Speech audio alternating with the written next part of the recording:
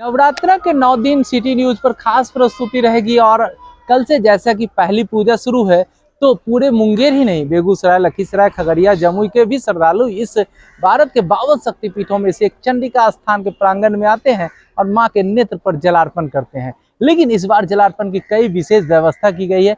पुरुषों के लिए अलग मार्ग बनाया गया है, उसके लिए अलग पंक्ति बनाई गई है, तो महिलाओं के लिए अलग पंक्ति बनाई गई। किस तरह की व्यवस्था रहेगी आपको हम दिखाएंगे इस वीडियो में। देखिए, इलाका होगा जहां से आप पंक्तिबद्ध होकर के यहाँ आएंगे। बांस की बैरिकेटिंग किया हुआ है। ये पंक्ति आपको सीधे लेकर के आएगा यहाँ प्रवेश द्वार पे।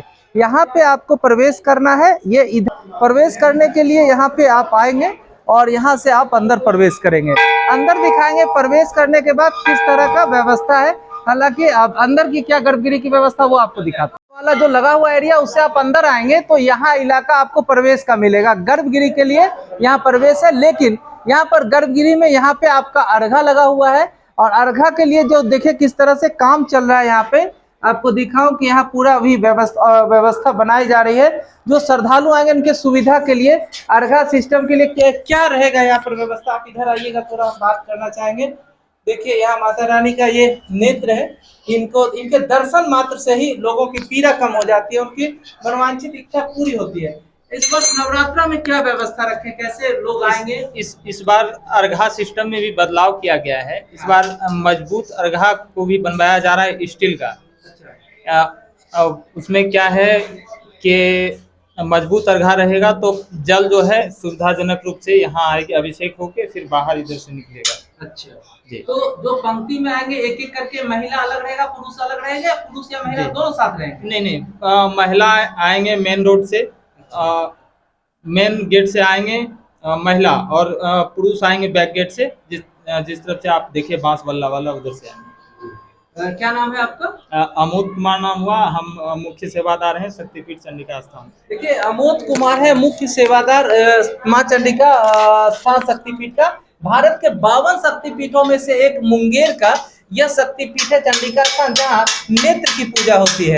और इस नेत्र की पूजा करने में नवरात्रा के 9 दिन तो खास होते हैं, जहाँ मुंगेर ही नहीं, आसपास के बेगूसराय, खगड़िया या फिर आपके लखीसराय, जमुई, बांका, इन सब जिले से श्रद्धालु आते हैं और मां के नेत्र पर जलार्पण करते हैं। वो जलार्पण के लिए इस बार कमेटी ने बहुत बेहतर व्यवस्था करने वाली है और कह रहे हैं मजबूत अर्घा होगा। क्योंकि गैदरिंग ज्यादा होगा तो अंदर प्रवेश गर्भगृह में नहीं है, बाहर से आप अर्घा में, जैसे आप देवाधिदेव महादेव औघरदानी के दरबार देवघर जाते हैं और वहां जिस तरह अर्घा सिस्टम होगा वो यहाँ भी है। और ये नेत्र पर सीधे आप वहां जल अर्पण करेंगे और यहाँ सीधा जल आ जाएगा, है ना।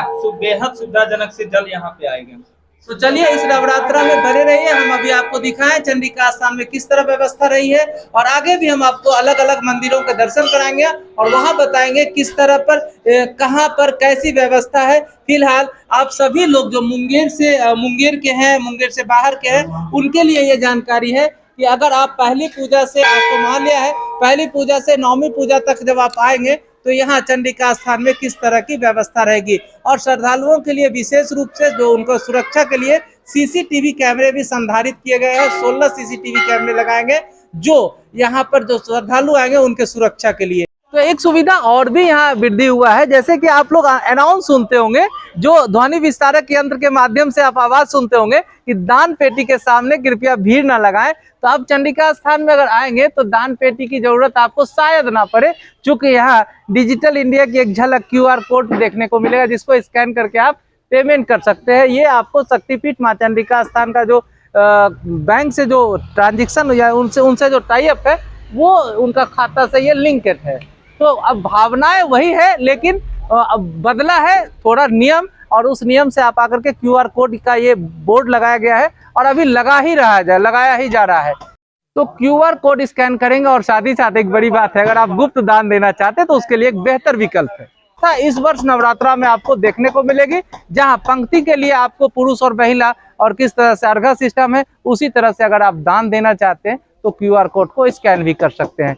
वीडियो अगर पसंद आया, पेज पे देख रहे हैं तो फॉलो कर लीजिए, यूट्यूब पर देख रहे हैं तो चैनल को सब्सक्राइब कर लीजिए। बहुत बहुत धन्यवाद।